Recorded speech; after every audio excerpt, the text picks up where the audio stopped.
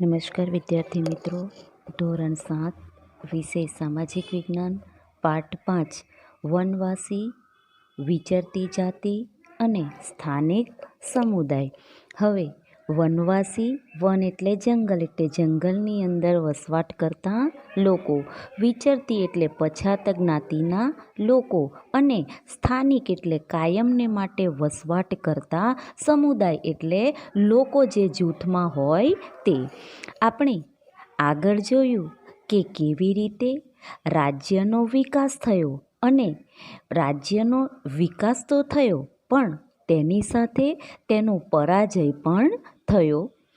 આમ છતાં પરાજય થવાને કારણે જે જુદા જુદા નગરો હતા અને જે જુદા જુદા ગામો હતા, આ નગરો અને ગામોમાં નવી નવી કળાઓ વિકસિત પામી, જેવી કે હસ્તકળા એટલે હાથોની કળા અને જે જુદા જુદા ઉત્પાદક પદ્ધતિઓ હતી એ પ્રવૃત્તિનો પણ વિકાસ થવા લાગ્યો. એટલે કે એક બાજુ પરાજય અને બીજી બાજુએ જે કળાઓ હતી ને જે ઉત્પાદક પ્રવૃત્તિ હતી એનો વિકાસ થવા લાગ્યો. આ સમયગાળામાં કેટલાક મહત્ત્વપૂર્ણ ફેરફારો પણ થયા. હવે ફેરફારો જે થયા છે એમાં રાજનીતિક એટલે કે રાજ્યના જે નીતિ નિયમો હોય એમાં ફેરફારો આવ્યા. બીજું સામાજિક એટલે જુદો જુદો જે સમાજ હતો એ સમાજના માળખામાં પરિવર્તન આવ્યું અને સાથે સાથે માનવીની જે આર્થિક પ્રવૃત્તિ કહી શકાય એટલે કે પ્રવૃત્તિ દ્વારા પોતે આવક મેળવતા હતા એમાં પણ ફેરફારો આવવા લાગ્યા. પરંતુ સામાજિક પરિવર્તન એ બધી જગ્યાએ એક સરખું હતું નહીં. એટલે કે આ સમયગાળામાં જે સામાજિક ફેરફારો આવ્યા એ નગરો અને ગામોમાં એક સરખા પ્રમાણમાં થયા નહીં. એટલે જુદી જુદી જગ્યા પર જુદા જુદા ફેરફારો થયા. પરંતુ સમાજ અલગ અલગ રીતે વિકસિત થયા. આ સમાજનો જે અલગ અલગ વિકાસ થયો એનું મહત્ત્વનું કારણ શું હતું? જે પરિવર્તનો થયા હતા એ જુદા જુદા નગર અને ગામોમાં થયા હતા. તેથી બધા સમાજનો એક સરખો વિકાસ થયો નહીં. હવે આપણને પ્રશ્ન એવો થાય કે આવું શા માટે થયું હશે? હવે આ શા માટે થયું એ સમજવા માટે આપણને કેટલાક પરિબળો આપ્યા છે. એ પરિબળો આપણે સમજીએ. હવે સૌથી પહેલાં આપણે જનજાતિ, જન એટલે લોકોની જુદી જુદી જાતિઓ અને વિચરતી જાતિઓ એટલે પછાત જ્ઞાતિના જે લોકો હોય તે. હવે મોટા શહેરો અને રાજ્ય વિસ્તારોથી દૂર સદીઓથી પોતાની સંસ્કૃતિ અને ઓળખને પ્રસ્થાપિત કરતો એક વિશિષ્ટ સમાજ પણ ભારતમાં વસતો હતો. હવે આપણે જોઈએ કે આપણા ભારતના કેટલા રાજ્યો છે? 29 રાજ્ય છે અને કેન્દ્ર શાસિત પ્રદેશો કેટલા છે? 7 છે.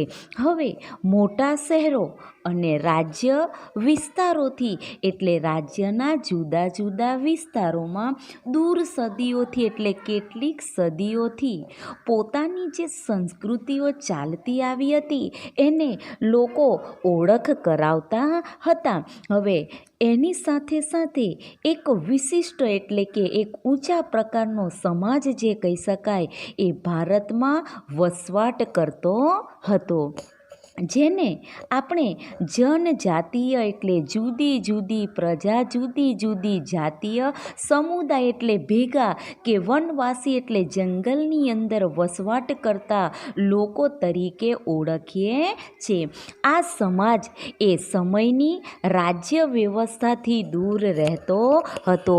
એટલે કે આ જે જુદો જુદો સમાજ હતો એ સમાજ જુદા જુદા સમય પ્રમાણે પોતાની સમાજ વ્યવસ્થાથી એટલે પોતાની જાતને સમાજમાં કેવી રીતે ગોઠવવો એનાથી દૂર હતો. એટલે કે આ સમાજ વ્યવસ્થાની માહિતી એમને હતી નહીં. પણ પ્રત્યેક જનજાતિના સભ્ય કબીલાઈ પ્રથાથી એકબીજા સાથે જોડાયેલા હતા. હવે પોતાને સમાજ વ્યવસ્થામાં એ લોકો ગોઠવી તો શક્યા નહોતા, પણ જે જુદી જુદી જાતિના સભ્યો હતા એ સભ્ય કબીલાઈના સમયની જે પ્રથા હતી તે એકબીજા સાથે સંકળાયેલા હતા.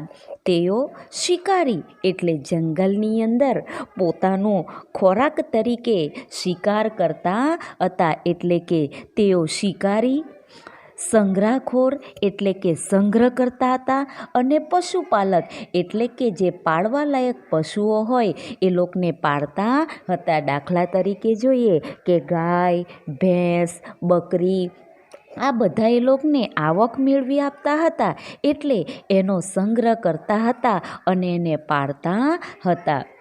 તો થોડે ઘણી અંશે ખેતી દ્વારા પોતાનું જીવન જીવતા હતા, એટલે કે એક બાજુ પોતાનો ખોરાક મેળવવા માટે શિકાર કરતા હતા, અને જે શિકાર મળ્યો હોય એનો બીજા દિવસનો વિચાર કરીને એનો સંગ્રહ કરતા હતા, અને જુદા જુદા પશુઓ હોય એ પશુઓ એમનું ગુજરાન ચલાવવામાં મદદ કરતા હતા, એટલે એને પણ પાળતા હતા. અને જો એમને જરૂરિયાત સર્જાય અને મળતી સુવિધાઓ મળી રહે તો ખેતીમાં જુદા જુદા પ્રકારનું ઉત્પાદન કરીને પોતાનું જીવન ગુજારતા હતા.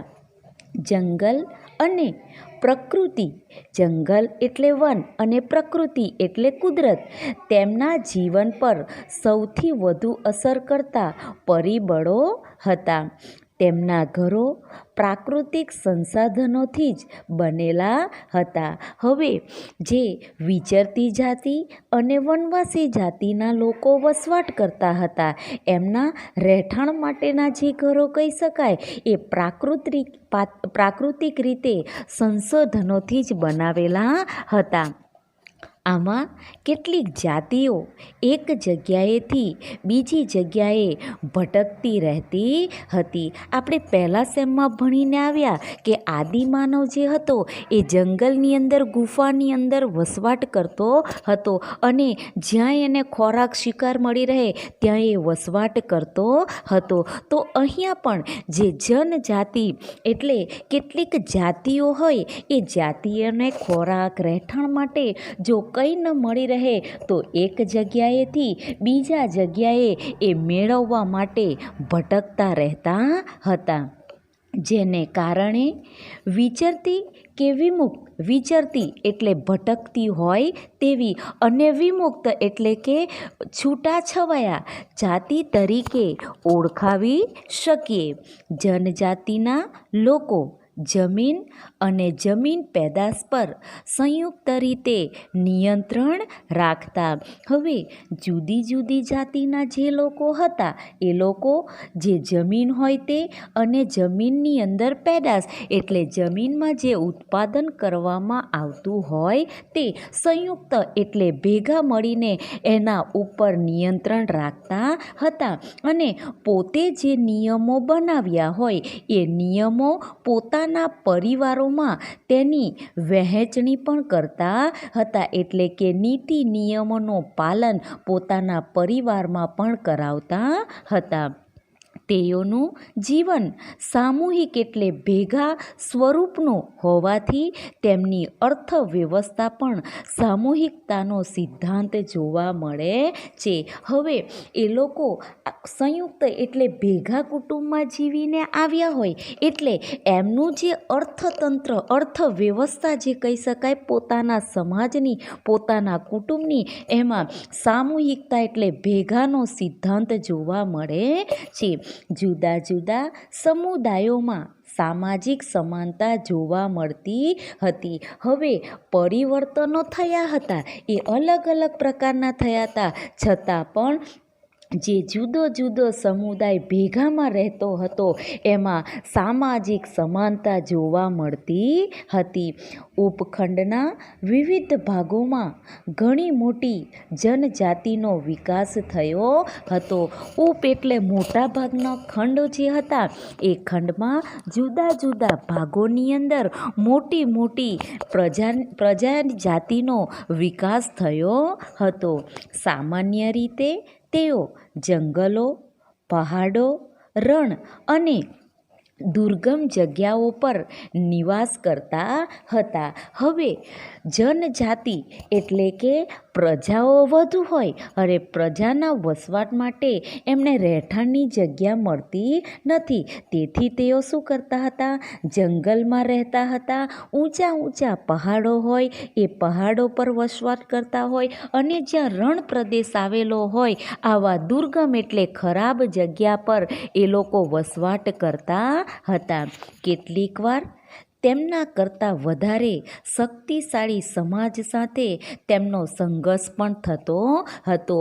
હવે કેટલીક વાર એવું બનતું હતું કે જ્યાં મજબૂત લોકો વસવાટ કરતા હોય આ મજબૂત લોકોની જોડે એમનો સંઘર્ષ અંદરો અંદર થતો હતો, એટલે કે લડાઈ ઝઘડા થતા હતા. આમ છતાં જનજાતિઓએ પોતાની સ્વતંત્રતા ટકાવી અને સંસ્કૃતિને બચાવી રાખી. એટલે શક્તિશાળી સમાજ હોય એમની જોડે જો લડાઈ ઝઘડા થતા હોય તેમ છતાં પણ એમણે પોતાની જે જાતિ હોય એ જાતિમાં પોતે સ્વતંત્ર જીવન જીવતા હતા અને જે સંસ્કૃતિ હતી એ સંસ્કૃતિને ટકાવી રાખી હતી. જાતિ આધારિત સમાજ એટલે જુદી જુદી જાતિ આધારિત જે સમાજ હતો તે, અને જનજાતીય એટલે જુદી જુદી જાતિના જુદા જુદા સમાજ વિવિધ જરૂરિયાતો એટલે જુદી જુદી જરૂરિયાતો માટે એકબીજા પર નિર્ભર હતો. હવે દાખલા તરીકે આપણે જોઈએ કોઈ એક સમાજ હોય એણે કોઈ વસ્તુનું ઉત્પાદન કર્યું હોય તો બંને વચ્ચે એકબીજાની જરૂરિયાતો આપલે કરીને એને સંતુષ્ટ કરતા હતા, એટલે કે એકબીજા પર આધાર રાખતા હોય છે.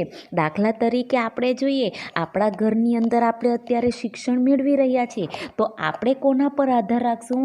આપણા ઘરના વડીલ સભ્ય જે માતા પિતા કહી શકાય એમના પર આપણે આધાર રાખવો પડતો હોય છે.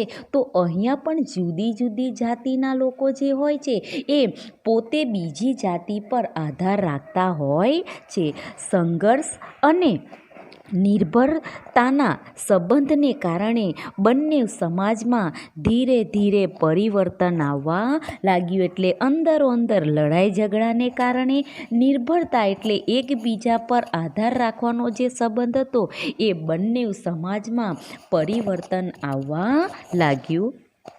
હવે વનવાસી એટલે જંગલના વસવાટી અને વિચરતી જાતિના લોકો સમકાલીન એટલે યુગ પ્રમાણે સરખા જે ઇતિહાસકારો હતા તે અને જે મુસાફરો એટલે પ્રવાસીઓ હતા એમણે વનવાસી જાતિ અને વિચરતી જાતિઓ વિશે બહુ ઓછી જાણકારી આપી હતી. કેમ કે એમને ખબર જ નહોતી કે જંગલની અંદર પણ લોકો વસવાટ કરી રહ્યા હશે અને વિચરતી એટલે પછાત જ્ઞાતિના લોકો પણ વસવાટ કરી રહ્યા હોય એની એમને સંપૂર્ણ માહિતી હતી નહીં. કેટલાક અપવાદો એટલે કે કેટલાક વિવાદોને બાદ કરતા જનજાતિના લોકો પાસે લેખિત દસ્તાવેજો મળતા નથી. હવે લેખિત એટલે આપણે જોઈએ કે કોઈ પ્રમાણપત્ર હોય તો એ મળતું નથી. દાખલા તરીકે લિવિંગ સર્ટી હોય, આધાર કાર્ડ હોય, ચૂંટણી કાર્ડ હોય, આવા કોઈ લેખિત દસ્તાવેજો એમની પાસે મળતા હોતા નથી. એનું એ કારણ એ છે કે પછાત જ્ઞાતિના છે એટલે એમને એ કોઈ બાબતની માહિતી હોઈ શકે નહીં, એટલે એમની પાસેથી એ લેખિત દસ્તાવેજો જોવા મળતા નથી. પરંતુ જંગલની અંદર વસવાટ કરતી પ્રજા અને જનજાતિ પ્રજા પોતાના સમૃદ્ધ રીતિ રિવાજોનો એટલે પોતાના રીત રિવાજોનો વિકાસ કરવા માટે અને મૌખિક એટલે મોઢે મોઢે જે પરંપરાઓનું રક્ષણ કરતી હતી. હવે એમના પાસે લેખિત દસ્તાવેજો હતા નહીં, એટલે એ લોકો શું કરતા હતા, પોતાના જે રીતિ રિવાજો હતા એ અને જે મૌખિક એટલે મોઢેથી એ પરંપરાનું રક્ષણ કરતા હતા. આ પુરાવાઓ નવી પેઢીને વારસામાં મળતી હતી. એટલે પોતાના સમાજની અંદર કોઈ નવું સભ્ય આવે તો એને આ વારસાથી મળતી હતી. વર્તમાન ઇતિહાસકારોએ જનજાતિનો ઇતિહાસ લખવા માટે આવી મૌખિક પરંપરાઓનો પણ ઉપયોગ કરે છે. એટલે કે જેને ઇતિહાસ જાણવાનો વધારે શોખ હોય એ લોકોએ શું કર્યું, આ જે પછાત જ્ઞાતિના જે લોકો હતા એમના વિશેની માહિતી જાણવા માટે એણે ઇતિહાસમાં લેખો લખવા માટે મૌખિક પરંપરાનો પણ ઉપયોગ કર્યો. હવે આપણને પ્રશ્ન થાય કે આ મૌખિક ઉપયોગ કેવી રીતે કર્યો હશે? તો આ મૌખિક ઉપયોગ કોઈ વ્યક્તિ મળે તો એને પૂછપરછ કરે, એટલે માહિતી આપે તો એના દ્વારા એને જાણવાનો પ્રયત્ન કર્યો. હવે ભારતની જે જુદી જુદી જાતિઓ હતી એ જુદા જુદા ક્ષેત્રમાં વસવાટ કરતી હતી એના વિશે આપણે જોઈએ. ભારતના મોટાભાગના વિસ્તારોમાં જનજાતિની વસ્તી જોવા મળે છે. એટલે કે ભારત જે છે એ વિશાળ દેશ છે. એટલે 29 રાજ્ય અને 7 કેન્દ્રશાસિત પ્રદેશોનો બનેલો દેશ છે. એટલે ભારત દેશમાં મોટાભાગના જે જુદા જુદા વિસ્તારો છે એમાં જુદી જુદી જાતિના લોકો વસવાટ કરી રહ્યા છે. જનજાતિનો વિસ્તાર અને પ્રભાવ સમય સાથે બદલાતો રહ્યો. એટલે આપણે પહેલાં સેમની અંદર છઠ્ઠા ધોરણની અંદર ભણીને આવ્યા છે કે આદિમાનવ શરૂઆતમાં ભટકતું જીવન જીવતો હતો.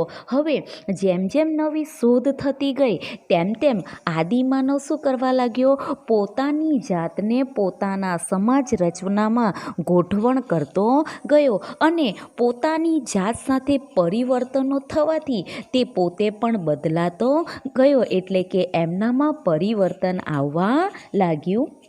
કેટલીક જનજાતિ ખૂબ જ શક્તિશાળી હોય મોટા પ્રદેશો પર નિયંત્રણ ધરાવતી હતી. એટલે કોઈક જગ્યા પર એવું હોય કે ઘણી બધી જાતિના લોકો વસવાટ કરતા હોય તો તે શક્તિશાળી હોય, તો શક્તિશાળી હોવાને કારણે તેઓ પોતાનો જે પ્રદેશ હોય એના પર નિયંત્રણ કાબૂ રાખી શકતા હતા.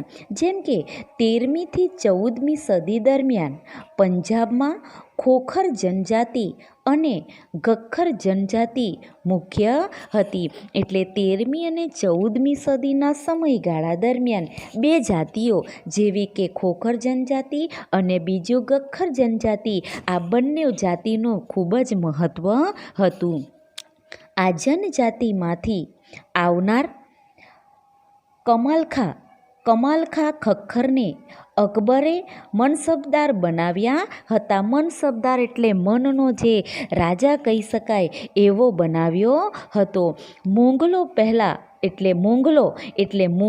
જ્યારે શાસન પર આવ્યા એ પહેલાં મુલતાન અને સિંધમાં લંગા અને અર્ધુન જનજાતિઓનું આધિપત્ય હતું. આધિપત્ય એટલે એ લોકોનું શાસન ચાલતું હતું. ભારતના ઉત્તર પશ્ચિમ ભાગમાં બલોચ જનજાતિ સૌથી શક્તિશાળી હતી. એટલે પ્રજાઓ વધારે હતી અને શક્તિશાળી ધરાવતી, એટલે તે ચતુર બહાદુર હતા. તે જુદા જુદા નેતાઓએ આગેવાની સ્વીકારી લીધી હતી અને પોતાના નાના નાના કુળોમાં એમને વિભાગલા પાડી દીધા હતા. પશ્ચિમ હિમાલયમાં વસતી ગંડીગ એટલે ગરડીઓ નામની જનજાતિ મુખ્ય હતી. એટલે કે એ સમયગાળા દરમિયાન જે જુદી જુદી જાતિઓ હતી એને મહત્ત્વ આપવામાં આવ્યું હતું. જ્યારે ભારતના ઉત્તર પૂર્વ ભાગમાં નાગા, કુકી, મિઝો, અહમ અને અન્ય જાતિઓનું પોતાનું સ્થાન એમણે ટકાવી રાખ્યું હતું. એટલે કે શક્તિશાળી હોવાને કારણે એમણે પોતાનું સ્થાન ટકાવી રાખ્યું હતું. હાલના બિહાર અને ઝારખંડના કેટલાક વિસ્તારોમાં 12મી સદી સુધી ચેર સરદારોનું આધિપત્ય હતું. એટલે કે આજનું જે બિહાર અને ઝારખંડ કહી શકાય. એટલે 12મી સદીમાં આ ચેર જાતિના જે લોકો હતા એમને પોતાનું શાસન ટકાવી રાખ્યું હતું. ઈસવીસન 1591માં અકબરના સેનાપતિ રાજા માનસિંહે ચેર જાતિ પર હુમલો કરી પરાજિત કર્યા. એટલે કે 1591માં અકબર નામનો જે રાજા આપણે ભણીને આવ્યા છીએ એ અકબરનો જે સેનાપતિ હતો રાજા માનસિંહે આ ચેર જાતિ જ્યાં વસવાટ કરતી હતી એમના પર આક્રમણ કર્યું અને એમને હરાવી દીધા હતા. પરંતુ તેમને સંપૂર્ણપણે આધીન બનાવી શક્યા નહીં. આધીન એટલે કે સંપૂર્ણપણે તેમને હાર અપાવી શક્યા નહીં. ત્યારબાદ ઔરંગઝેબના સમયમાં મુગલ સેનાઓએ ચેર જાતિના ઘણા કિલ્લાઓ કબજે કરી તેમના પર પોતાનું શાસન સ્થાપિત કર્યું હતું. એટલે કે ઔરંગઝેબ જ્યારે શાસન કરતા હતા ત્યારે મુઘલોએ જે ચેર જાતિના લોકોએ કિલ્લાઓ બંધાવ્યા હતા એ કિલ્લાઓ પર પોતાનું શાસન સ્થાપિત કરી દીધું હતું. આ વિસ્તારની બે મહત્ત્વની જાતિઓ જેવી કે મુંડા અને સંથાલ હતી.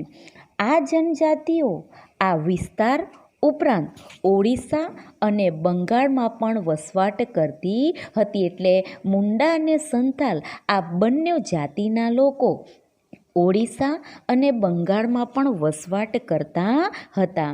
કર્ણાટક અને મહારાષ્ટ્રના પહાડી વિસ્તારોમાં કોળી, બેરાડ અને બીજી કેટલીક જનજાતિઓ વસવાટ કરતી હતી. દક્ષિણ ભારતમાં કોરાંગા, વેતર, મારવાડ અને બીજી જનજાતિના લોકો મોટી સંખ્યામાં વસવાટ કરતા હતા. અહીંયા આપણને મિત્ર પ્રશ્ન પૂછાય કે દક્ષિણ ભારતમાં કઈ કઈ જાતિના લોકો વસવાટ કરતા હતા? તો કોરાંગા, વેતર અને મારવાડ જાતિના લોકો મોટી સંખ્યામાં વસવાટ કરતા હતા.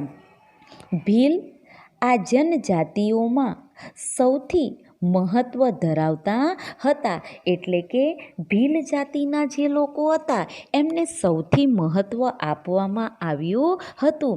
જે ભીલ જાતિના લોકો હતા એ લોકો પશ્ચિમ અને મધ્ય ભારત સુધી પોતે વસવાટ કરતા હતા અને 16મી સદીના અંત સુધીમાં તેમનામાં ઘણા ખેડૂત અને જમીનદાર તરીકે સ્થાયી થયા. એટલે કે ભીલ જાતિ લોકો 16મી સદીની શરૂઆત હતી એ સમયગાળા દરમિયાન ખેડૂતોનું પ્રમાણ વધારે જોવા મળ્યું અને જેમની પાસે જમીન હોય એ લોકો પોતે સ્થાયી વસવાટ કરતા થઈ ગયા. જો કે કેટલાક ભીલ કુળ શિકાર અને અન્ન સંગ્રહ સાથે જોડાયેલા રહ્યા. હવે આ ભીલ જાતિના કેટલાક જાતિ લોકો હતા એ લોકો શિકાર પાછળ ઘેરાઈ ગયા અને બીજા જે ભીલ જાતિના હતા એ લોકો અન્નનો સંગ્રહ કેવી રીતે કરવો એની સાથે જોડાઈ ચૂક્યા હતા. એટલે કે બે વ્યવસાય સાથે જોડાઈ ચૂક્યા, એક શિકાર સાથે અને અન્નનો સંગ્રહ કેવી રીતે કરવો તે. હાલના છત્તીસગઢ, મધ્યપ્રદેશ, મહારાષ્ટ્ર અને આંધ્રપ્રદેશમાં ગોંડ લોકોની વસ્તી વધુ જોવા મળે છે. ગુજરાતમાં આરાસુરથી ડાંગની પૂર્વ પટ્ટીના વિસ્તારની જનજાતિઓ લગભગ 4 સદીથી આ પ્રદેશમાં પોતાની વિશિષ્ટ સમાજ રચના અને સંસ્કૃતિને સાચવીને બેઠી છે. હવે આપણે જોઈએ કે આપણા ગુજરાતની અંદર ડાંગ જિલ્લો આવ્યો છે. આ ડાંગની પૂર્વ પટ્ટીના જે વિસ્તારો આવ્યા છે એ વિસ્તારોમાં જુદી જુદી જાતિના જે લોકો વસવાટ કરી રહ્યા છે એ લોકો 4 સદીઓથી આ પ્રદેશમાં પોતાની સમાજ વ્યવસ્થા અને સંસ્કૃતિને બચાવીને રાખી છે તથા નવા જે પરિવર્તનો છે એ સમય સાથે કદમ મિલાવીને પોતાની પ્રગતિ એટલે વિકાસ સાધતા પણ થયા છે. હવે વિચરતી અને વિમુક્ત જાતિ વિશે આપણે જોઈએ. વિચરતી અને વિમુક્ત જાતિના લોકો પોતાના પશુઓ સાથે દૂર સુધી ફરતા રહેતા હતા. હવે જ્યાં પોતે જતા હતા ત્યાં જે પશુઓ પાળતા હતા એને પણ સાથે લઈને વસવાટ કરતા હતા. તેમનું જીવન મોટે ભાગે પશુપાલન પર આધારિત હતું. એટલે કે આ વિચરતી અને વિમુક્ત જાતિના જે લોકો હતા એ લોકો પશુપાલન પર પોતાનું જીવન ગુજારતા હતા. કેમ કે આપણે અગાઉ જોયું કે પશુપાલનને પાળતા બદલામાં દૂધ આપતા પશુપાલન અને દૂધ આપીને દૂધનું વેચાણ કરતા એટલે બદલામાં એમને પૈસા મળતા હતા. એટલે પોતાનું ગુજરાન પશુપાલન પર આધારિત હતું. તેઓ સ્થાયી એટલે કાયમી ખેડૂતો પાસેથી અનાજ, કપડાં, વાસણ અને અન્ય વસ્તુઓ માટે ઊન, ઘી વગેરે વસ્તુઓનો વિનિમય પણ કરતા હતા. એટલે એ લોકો શું કરતા હતા? પોતાનું ગુજરાન ચલાવવા માટે જે ખેડૂતો હોય અને એ ખેડૂતો પાસે જો અન્ન હોય એટલે કે અનાજ, કપડાં, વાસણ અને અન્ય વસ્તુઓ માટે ઊન, ઘી વગેરે એકબીજા વસ્તુનો વિનિમય કરતા હતા. એટલે કે પોતાની પાસે જે વસ્તુ હોય એ ખેડૂતોને આપતા હોય અને પોતાની જરૂરિયાતની જે વસ્તુ હોય એ પોતે મેળવી લેતા હતા. એટલે પહેલાંના સમયની અંદર પૈસાથી ખરીદી કરવામાં આવતી નહોતી, પરંતુ બે વ્યક્તિઓ પાસે જુદી જુદી ચીજ વસ્તુ હોય તો એના અદલા બદલી કરી લેતા હતા.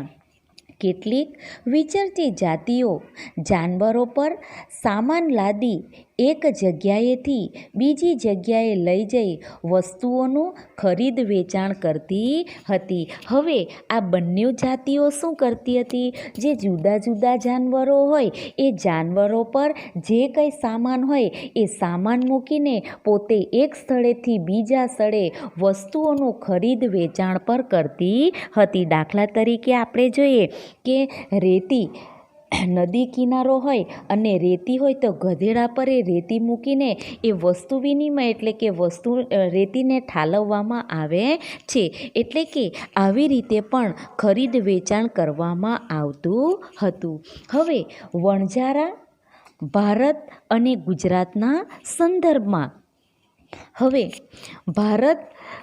ગુજરાતના સંદર્ભમાં જ આપણે જોવાનું છે. આ બધી વિચરતી અને વિમુક્ત જાતિઓમાં વણજારા જાતિના જે લોકો હતા એ લોકોનું સ્થાન ખૂબ જ મહત્ત્વનું હતું. અને આ વણજારા જાતિનો જે સમૂહ હતો તે ટાડા નામે કહેવાતા હતા. જ્યારે અલાઉદ્દીન ખલજીએ દિલ્હી ઉપર પોતાનું શાસન સ્થાપિત કર્યું હતું ત્યારે તેમણે બજારો સુધી અનાજ અને ચીજ વસ્તુઓને એક સ્થળેથી બીજા સ્થળે લઈ અને લાવવા માટે તેનો ઉપયોગ કર્યો હતો. એટલે કે આ વણજારા લોકોનો ઉપયોગ કર્યો હતો. બાદશાહ જહાંગીરે પણ વણજારા દ્વારા બળદો પર અનાજ લાદીને શહેરોમાં વેચવાના તેમના કાર્યનો ઉલ્લેખ કર્યો છે. એટલે વણજારા પાસે બળદો હતા, એ બળદો ઉપર અનાજ મૂકીને દૂર સુધી શહેરોમાં વેચાણ કરવા માટે એમને મોકલતા હતા. ખાસ બાબત તો એ છે કે યુદ્ધ દરમિયાન વણઝારાઓ બળદોની પોઠ દ્વારા મુગલ સેના માટે અનાજ અને ચીજ વસ્તુઓ લાવતા હતા.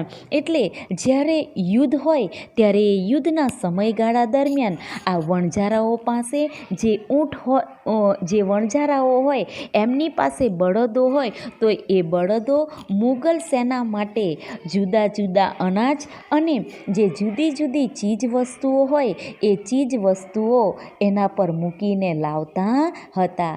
એક રીતે જોઈએ તો વણઝારા ભારત અને વિશ્વ વચ્ચેની કડી હતી, એટલે કે વ્યાપાર માટે મહત્ત્વનું સ્થાન ધરાવતા હતા. એટલા માટે વણઝારાને શું કહેવામાં આવ્યું છે? વિશ્વની એક મોટામાં મોટી કડી કહી શકાય. તેની સાથે સરખામણી કરી છે. મધ્ય એશિયાથી અનેક એટલે જુદી જુદી ચીજ વસ્તુઓ તેમના દ્વારા ભારતમાં લાવવામાં આવતી હતી અને ભારતથી બહાર મોકલવામાં આવતી હતી. એટલે કે આ વણઝારા દ્વારા જે બળદો હોય એ બળદો પર વસ્તુ લાવવામાં આવતી હતી અને જો બીજા દેશોમાં મોકલવી હોય તો એમના દ્વારા મોકલવામાં આવતી હતી. જનજાતિઓ અને વિચરતી જાતિઓની જે સંસ્કૃતિ છે એ સંસ્કૃતિ વિશે આપણે જોઈએ.